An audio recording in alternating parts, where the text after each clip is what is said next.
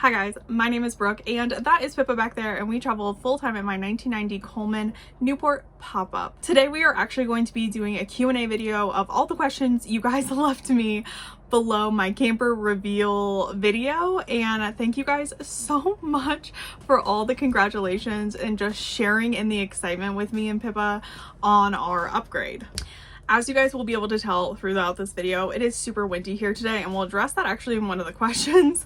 But if you guys see it, hear it, I'm so sorry I can't do anything about it.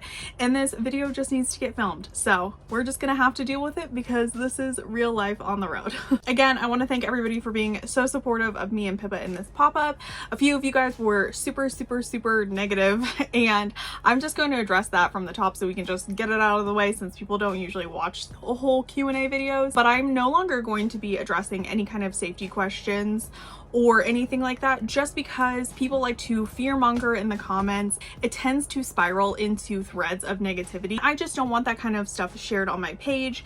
I'm living proof that you can live like this safely. Obviously, I have measures in place. We all have to make our own safety choices and what makes us feel safe.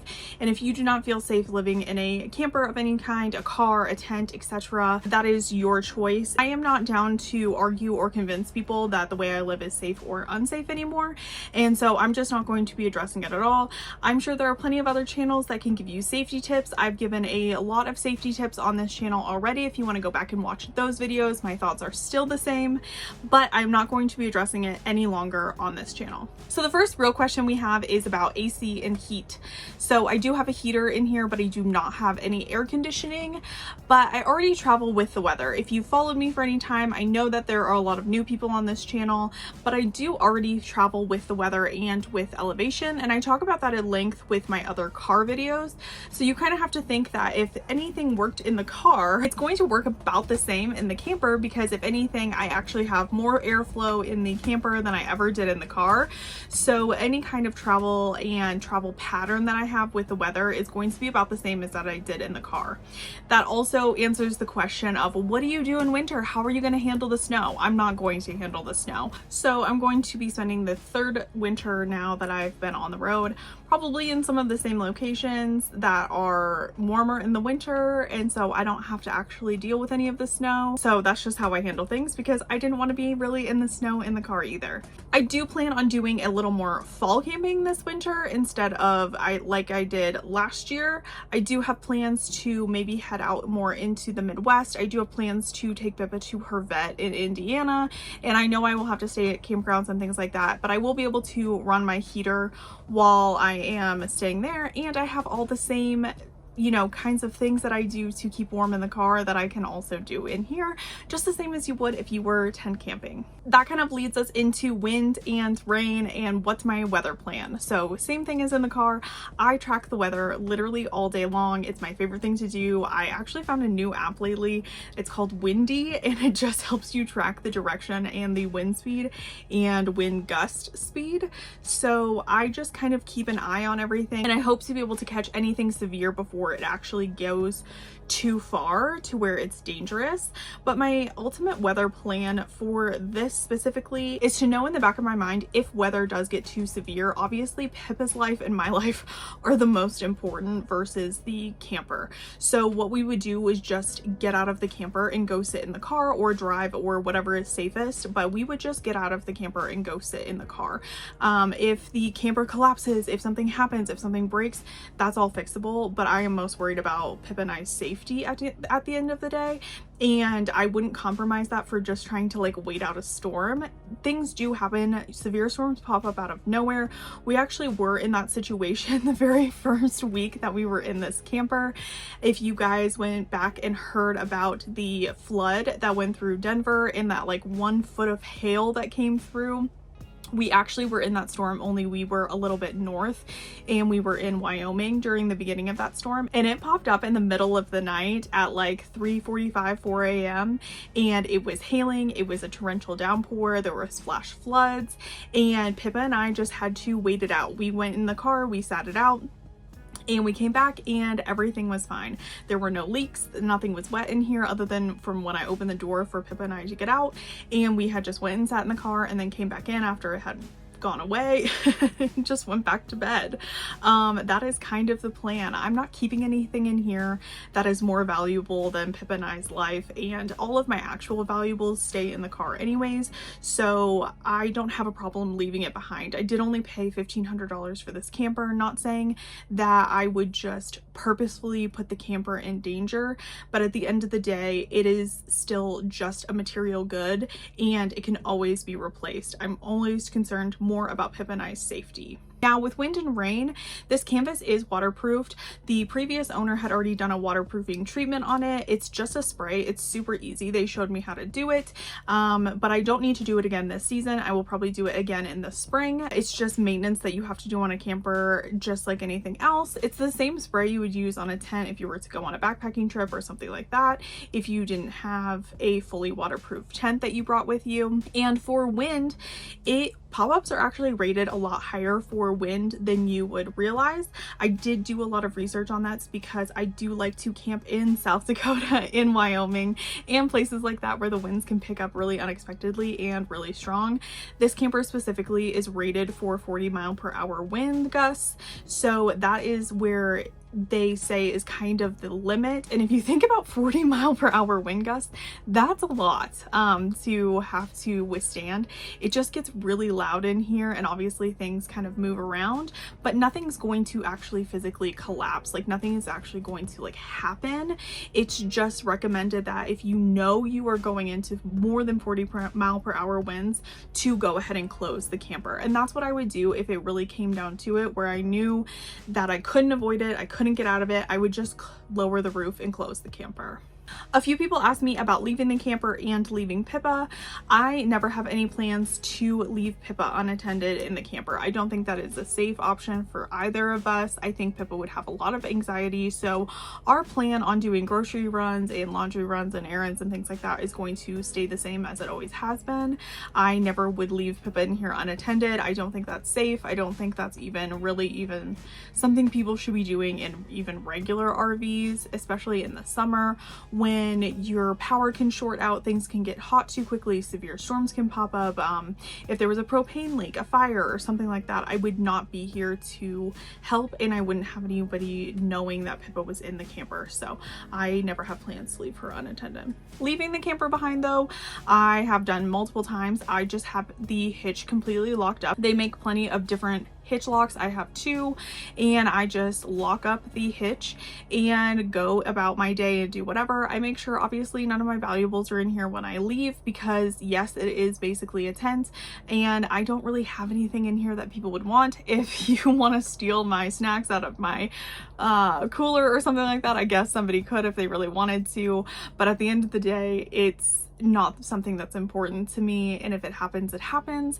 But also that's why I leave everything that is important to me in the car or in my storage. A lot of people have kind of made remarks about how these are very easy to steal, and I understand that part of it is that they're smaller, but if somebody really wants to steal it and they can't close it, that makes a big difference. And so I think closing a pop-up camper to be able to then tow it away is a lot of work for a thief. I don't think they would. I think it's more likely that they would come in and rummage through my stuff and just steal whatever is valuable. I don't think I will ever have a problem with someone actually like hitching it up and taking it away, because you cannot drive with it open on the highway, and for someone to come in and try to get everything closed and put the door back, and there's just so many moving parts in here, I just don't see it happening. But if somebody really wants it that badly, again, it's something that can be replaced. It would suck and I would deal with it just like everything else in life.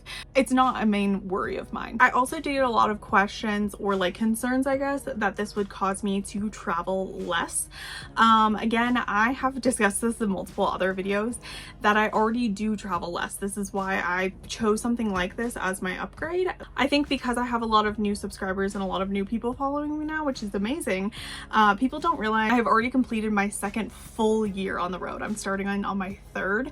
So that first year of travel that I did, that I didn't have a YouTube channel or I didn't have a TikTok or an Instagram, that is when I did like the van life style travel, where I was going somewhere every couple days and I was just like booking it through all of my bucket list items and all of the places that I wanted to go, and it burnt me out and it got exhausting super quickly. And since then I've slowed down a ton.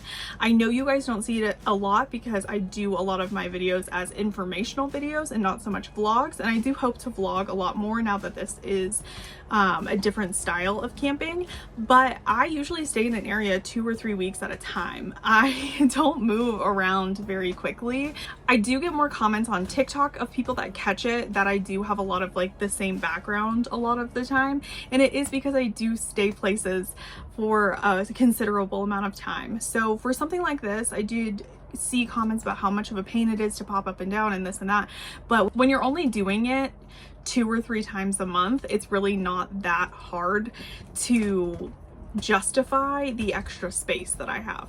So this won't slow down my travel at all. My travel was already slow. In that same vein, I think because there are a lot of new viewers, I got a lot of comments about not being able to stealth camp and camp in Walmarts or Cabela's or rest stops or anything like that, and I never did any of that kind of camping. The only times I ever did that kind of camping is if I was doing really long stretches, and in the last 15 months of me being even just in my car, I think I spent 5 nights between rest stops and Walmarts. I don't like that kind of camping. I don't prefer it. I actually avoid it as much as humanly possible, and so I don't think I'm going to run into that issue, especially now that I feel a little bit more comfortable being in a paid campground. If I needed somewhere to stop over for the night, I could just go to a state park or something like that and snag a paid spot instead of having to stay in a rest area. I don't think I will ever convert completely to wanting to go to paid campgrounds because I love free camping. I love the spots that I found free camping. But like I said, if I go to the Midwest or if I go to the East Coast, that's kind of the only option out there. And so I don't mind doing it.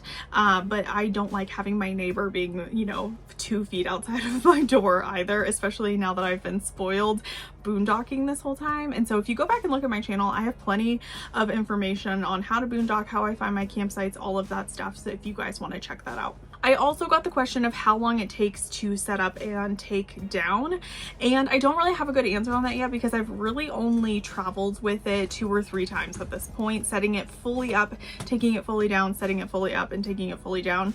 The longest it's taken me is about 30 minutes to kind of figure everything out, but at the same time, that's really not that long.